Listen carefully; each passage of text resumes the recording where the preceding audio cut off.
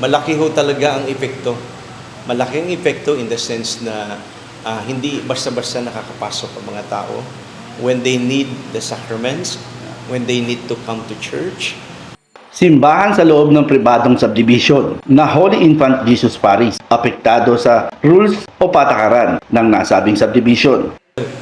Una sa lahat, nagpapasalamat ako sa pagkakataon na marinig ang side namin sa simbahan, lalo na sa Holy Infant Jesus being a Catholic church, and all of these areas, to mga subdivisions, to mga sitio, are under our territory, our jurisdiction.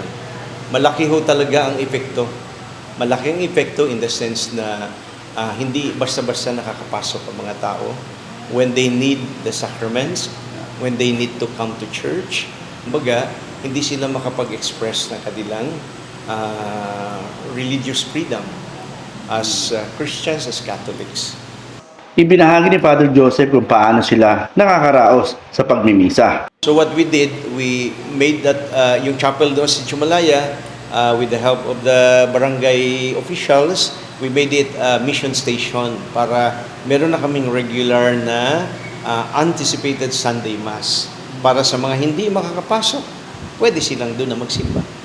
Ayon kay Father Joseph, patungkol sa paghihigpit ay karapatan naman anya ng isang subdivision at ibinahagi rin ni Father Joseph ang nakaraan na nangyari na may gulo na naganap sa loob ng subdivision na kung saan ay may nadamay na sasakyan.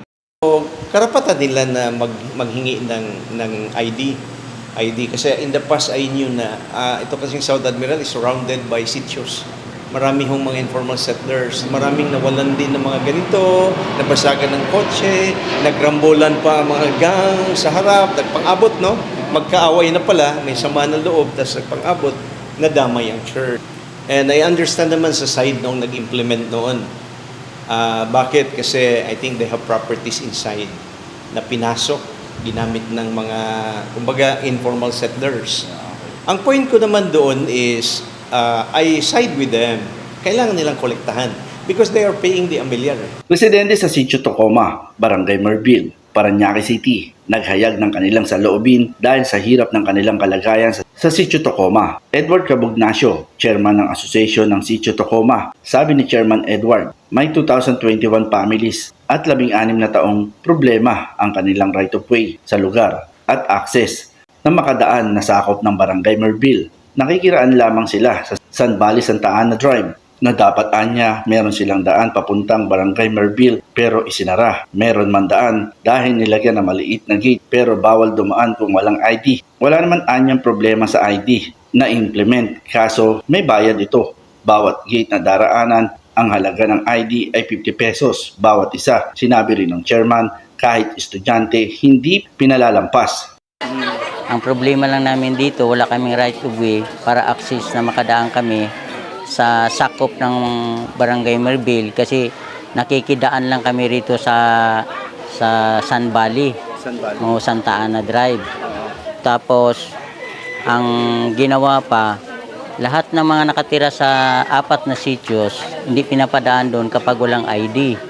Ngayon, yung ID na pinapa-implement nila, may bayad 50 pesos bawat isa. Kahit estudyante, mga mag-aaral na pumapasok sa Kalayaan kasi nung wala pa itong school, sa Kalayaan sila pumapasok.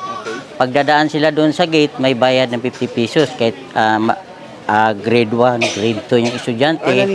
Naniningil sila doon sa gate na yon. Yung membro ng Sitio Tocoma, nasa almost 211 families. Nakatira kami dito almost 16 years. Naitayo ang Sitio Tocoma. Noon ay malaya pa silang nakakaraan. Nagsimula ito na maghigpit, maningil at magpa-ID ay 2013 para maka-access papuntang Barangay Merville.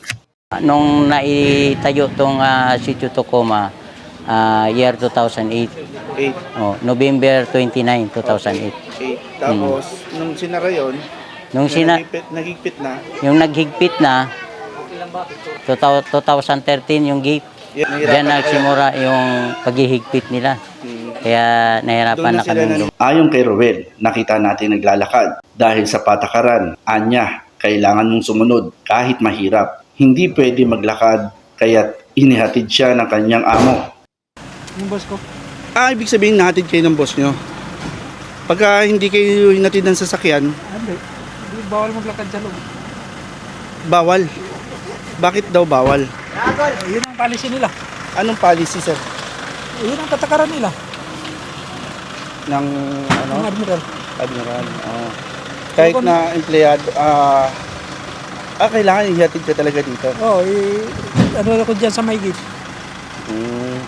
Gano'n nakatagal na ginagawa ng boss mo yan? Kasi nandiyan yung boss ko sa loob ng admiral. Oo. Pag ako lang mag-isa maglakad, di ako makapasok dyan. Kailangan tatawag ka pa. So mahirap ba para sa inyo? Oo naman. Biruin mo, magmamadali ka, habulin mo yung oras. Tatawag ka pa, naliligo yung boss mo. Paano niya masagot? Oo. Kaya, kahirapan din. Gano'n nakatagal yung to ginagawa? Tagal na, halos 14 years na. 14 years na. So natutulungan naman ba kayo ng kapitan? Sa ngayon, yung kapitan, yan ang nakatulong ngayon. Nakadaan na kami dito. Sa paano paraan? Hindi ka mukha dati na kahirapan talaga, iikot ka pa. Sa tahanan ka dadaan. Dahil sa pakiusap ng kapitan, nabigyan Yun, ka na nabigyan naman ng pagkakataon na makadaan ka. Sa ngayon, Anong pangalan niyo, sir? Noel po. Noel. Okay. Thank you, sir. Para sa Balitang Malaya, ito si Bobby Patriarca, nag-uulat.